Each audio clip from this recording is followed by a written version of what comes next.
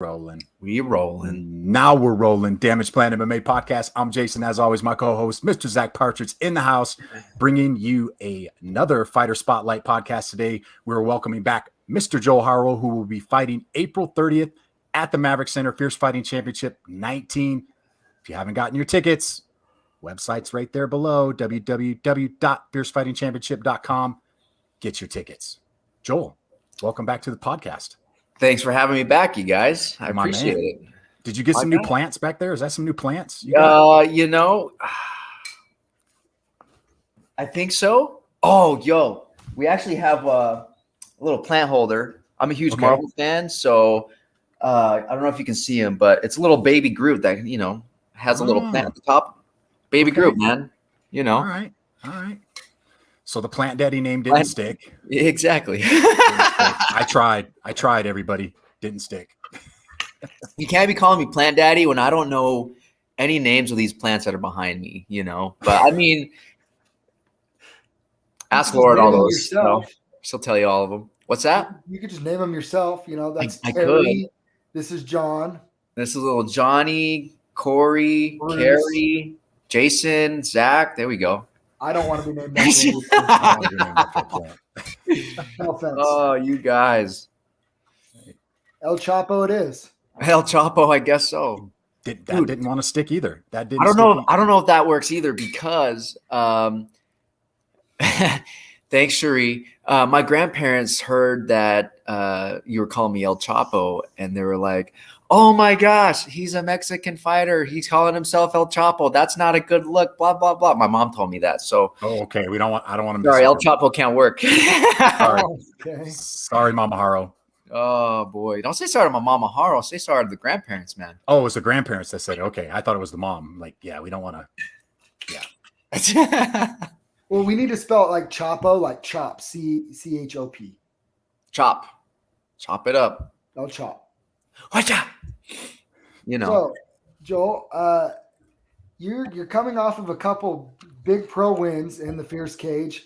Do you feel like the momentum in your pro fight career is kind of building to, in the direction that you want?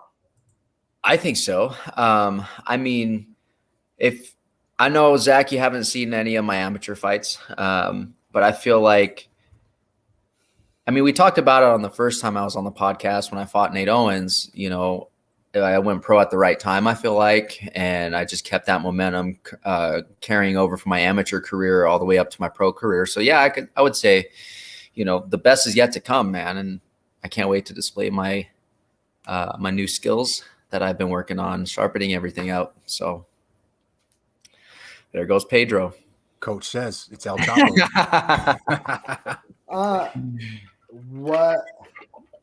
Where do you feel like you've grown the most? That's kind of a tough question. I feel like I've grown everywhere, honestly. I'm always training. I'm never like, quote unquote, out of camp. I teach at our gym here in Sandy, Sierra MMA. So I'm constantly in the gym. I'm constantly training. I would say my striking and my grappling, my wrestling's gotten a lot better. I'd say all over the place. Yeah, I've been growing everywhere. Is there so I know like your first fight, I know after you got the win and it was great, but you were a little frustrated because you got popped and then you just choked him out, right? Yeah. You wanted to show your striking, but like the last fight, it felt like, I don't know, it felt like you were in total control in your second pro fight and you got to execute your game plan how you wanted.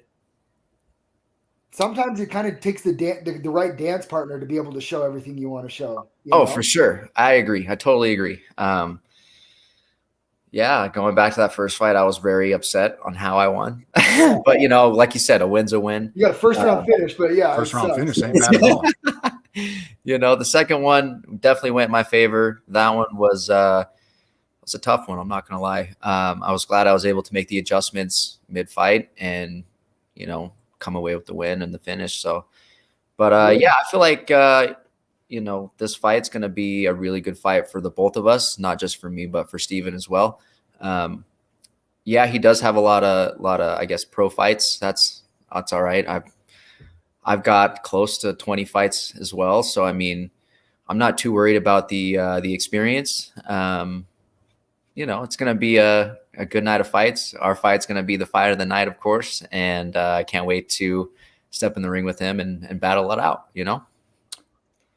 What adjustments did you make in that second fight as it was going along? Oh, dude.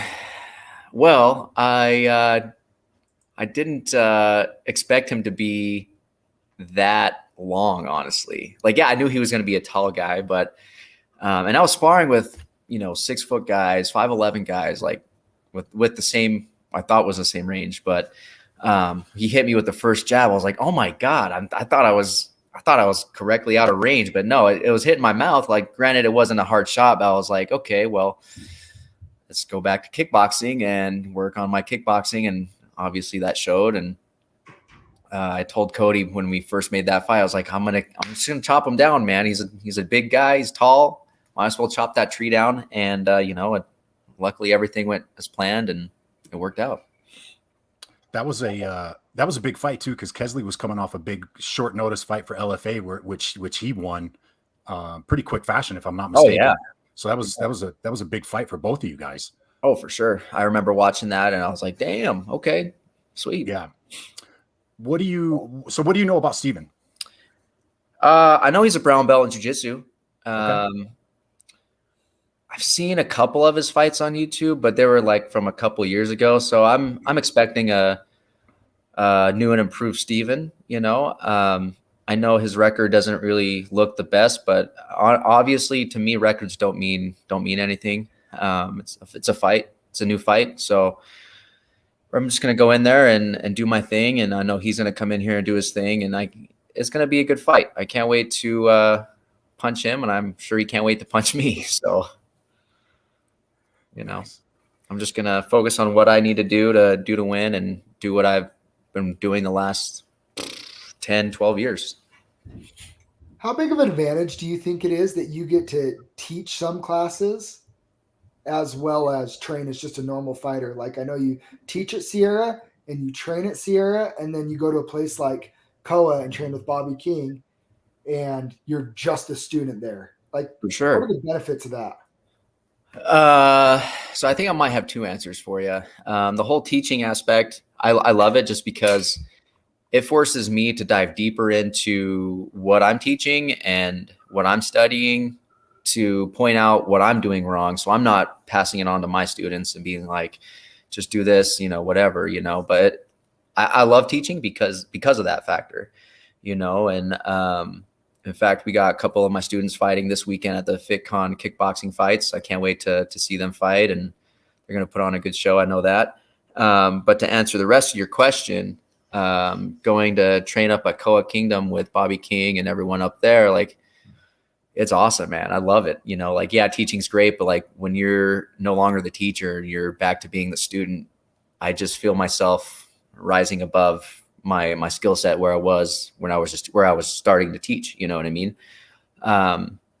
So yeah, that's great. It's awesome, and Bobby's fighting this weekend in Bellator. So I'm excited. I've been training a lot with him throughout this fight camp as well. And I can't wait to see what he does out there and doing his thing in his hometown of home state of Hawaii. So I'm excited, man. Good things are coming. Do you have any predictions for Bobby's fight? Oh, man. I've seen his opponent fight a few times. I feel like Bobby's going to put him away single-handedly. So that right hand, I've eaten it a few times and it's not fun. It's got to be pretty cool to get in rounds, sparring, training with somebody like Bobby, who's fighting at a very high level right now. What's it like being able to train with somebody like that? Oh, dude, man, it is. It's awesome, to be honest. It's like, I don't really know how to put it into words, but knowing that we're both on the same journey, I'm so happy our paths cross. We've been training out together out in Colorado every other week. So, that was awesome throughout this whole fight camp and training with Sensei Dwayne Ludwig at Ludwig Martial Arts and PJ McGee. But yeah, it's like training with Bobby. It's crazy, man. Like, to know he's already at that high level and to be a training partner of his, it's awesome, man. Like sparring with him, obviously, sometimes it'll suck, sometimes it doesn't suck, but um, it's fun. It's good. It's like I said, we're on the same journey together, and yeah. Well, I mean, what else to say. you're on the same journey together, but I think most people, I don't think it's just me, but I think most people would agree. He's kind of the guy representing Utah right now. Him and Court McGee, right? Court McGee's in the UFC on a nice run himself right now, stringing together a nice run of wins, and Bobby's kind of that guy right now. And I feel like when people think of MMA in Utah right now, you think of one, Court McGee, because of how long he's been doing it and the level and what he's doing right now, and then two, what Bobby's doing, for him to be doing it at, I don't mean to say, he's not like that old, like he's 38, but doing it at 155, like that's not super young for 155, and he looks phenomenal doing it. Oh, dude, like you saw it in his last fight. He hit someone so hard that they forgot how to speak English, man. So, I mean, that was a phenomenal performance he put on, and I'm excited to see what he does this weekend. And like going back to what you were saying, Utah MMA, you think of Court McGee and Bobby King. I've trained with Court McGee in the past before for a few years, and he's doing great things as well. And I wish I could get a lot more training in with him too, but different sides of the state, kind of, it's a lot of gas, and with those gas prices, I'm good. Yeah. Yeah. But so was there anything that after your last fight with Kesley, you've been pretty active. Obviously you're training every day. You're conditioning every day. What other things have you changed since that last fight to help you prepare for this fight with Steven? Just upping my grappling game and my boxing, honestly. I've been working with Coach Gary Gomez here in Sandy, Utah. Jason, you know who TJ Mitchell is. So he's his boxing coach. So we've been working together, and we've been improving the hands a lot and the hand speed. So I'm excited to show that aspect as well. Yeah. All right. So, we got to ask, how do you see the fight ending on April 30th? I know. You can't say raise your hand. You can't say raise your hand. Don't say with my hand raised. I know. Looking at Steven's record, I see that he hasn't been finished yet. So it would be really cool to get a finish. But like I said, man, the game that he's game. He's game to fight. So he's gonna come and he's gonna bring it. I'm gonna bring it. So I'm going to be looking for that finish, but we'll see how the fight plays out. Well, and it's like your coach pointed out earlier too, showing the ability to adapt to the environment. Like I think that the one thing that I've learned in my very short amateur career, you already probably know this and probably learned it a long time ago. When you go hunting for a certain finish or finishes, that's usually when you slip up or something doesn't go your way, right? For sure. You've got to just go in there and execute a game plan and let the finish come organically. And the other thing is in MMA, it's been fun being the matchmaker for things, but I also get nice little critiques from people. Why is this guy fighting this guy and this guy fighting that guy? And it's like, I haven't had anybody specifically on yours, but a 2-0, somebody with 2-0 and undefeated is a pro fighting somebody with a losing record. And it's like, maybe find like another guy with like a winning record. I'm like, it's dangerous, man. Somebody with 7 pro fights, like it's a tough fight. I really don't care if he's 3-4 in his record. Like for sure, never been finished in 7 pro fights. A kid's dangerous, Absolutely, man. Absolutely. It doesn't matter what the numbers on the record say. Like Steve Sharp would always say, records don't mean shit. And it's true. Every fight's different. He's gonna show up different. Yeah, I know he's on a losing streak, but nobody cares about that. It's the night of the fight. So yeah. I'm the way I've been treating this fight is he's undefeated. He's 7-0. He's coming to Utah, fighting the hometown kid. So I'm going to bring it. I've been training my ass off. So do you like being the hometown kid? I mean, it's cool because I don't have to travel anywhere, but I mean, obviously traveling is pretty cool too, but have you fought out of state? Yeah, I've fought out of state a few times. I fought in Arizona twice, and in Vegas once. That's probably about the extent of out of state fighting I've done. So, I mean, I don't really play too much into it. Like I said, I'm there to fight, not to celebrate that I'm the hometown kid. So yeah. Yeah, I was talking about it with a young up and coming fighter at our gym. Like, he's very good, and people ask like when he's going to go, and it's like I don't know, but he has the mindset of he's like I really don't like once that cage door closes, you're not paying attention to if you're the hometown kid or not. No like, way. You're locked in a cage with another dude. Like you're just fighting at that point. Yeah. For sure. It could be on the North Pole or in your backyard. If you're locked in a cage with somebody fighting, like you're just fighting. Yeah. Yeah, man. Like my first pro fight, it was after a little bit of a long layoff I had. But I remember right when the referee said to go, I'm thinking walking to go touch hands. I'm like, fuck, this feels like a video game, honestly. Like it felt so surreal, I'm like, yeah, it's been a long time coming for my pro debuts. So here we go, and then I get popped in the face. I'm like, shit, this isn't how the fight was supposed to go. But, like my coach said, it's being able to adapt in a stressful situation like that, Yeah. So I'm very confident that no matter where the fight goes, I'll be able to adapt. Absolutely. Obviously, we're not going to look past Steven on April 30th, but what are your plans looking forward after this fight? Do you plan to stay active more this year? What's your plan going forward? Absolutely. I'd love to stay active, see what other opportunities are out there, not just with Fierce, but if another fight with Fierce happens, cool, let's do it. Fierce has got another fight for you whenever you're ready, just so you know. Oh, okay. Dope. Even better. Even better. Joel, man, I'm excited to see where your career goes. It's been fun. It's been Thanks, fun. guys. I appreciate it. Yeah, I was gonna just to echo what Zach said. I've for those of you who don't know, I've been training with you for the last year over at the Phoenix PI, doing the conditioning over there, and just watching you grow as a fighter, as a coach over at Sierra MMA. It's been an honor and a privilege to watch you grow, and I'm excited for this fight. If you guys don't have tickets yet, like I said, jump on there, fiercefightingchampionship.com. Make sure you click on Joel's picture, get your tickets. If you're out of state, I know the guys down at Bang Muay Thai down in Denver, there's a pay-per-view. Get on that pay-per-view link. Check out Joel's fight. Joel, do you have any sponsors you want to give a shout out to? Anybody you want to give a shout out to? Yeah, there's quite a few people I'd like to give a shout out to. Obviously my mom, she's one of my huge supporters. Hi, Mom. My girlfriend, she's helped me out a lot this camp as well.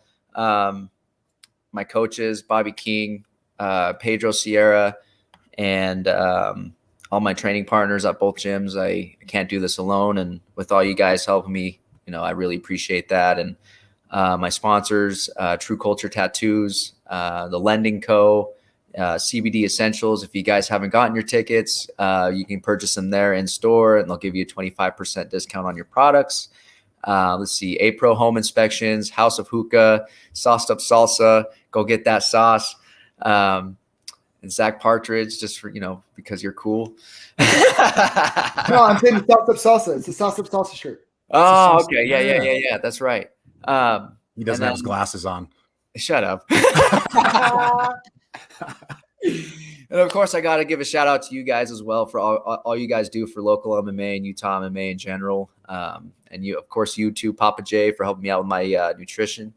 But yeah, I wanted to answer a couple questions in the comments. I can't pull them up, but I did see Miss Cherie's nutrition and or your nutrition question. But yeah, nutrition's been awesome. I can't wait to have some of them cookies from the cookie bin, though. You're going no sugar for quite some time now, so Oh, we have plans. Hey, we have plans. We probably shouldn't divulge them right now, but after this fight, if everything goes well, we'll tell everybody what the plans are. Oh yeah, I like that idea. Right on. Oh man, Joe, I'm excited for you. Everybody, April 30th, get your tickets. Fierce Fighting Championship 19. It's gonna be a banger. Let's go. I can't wait. All right, Joel. Thanks again for joining us, man. We'll see you guys. We out. Thank you guys for having me.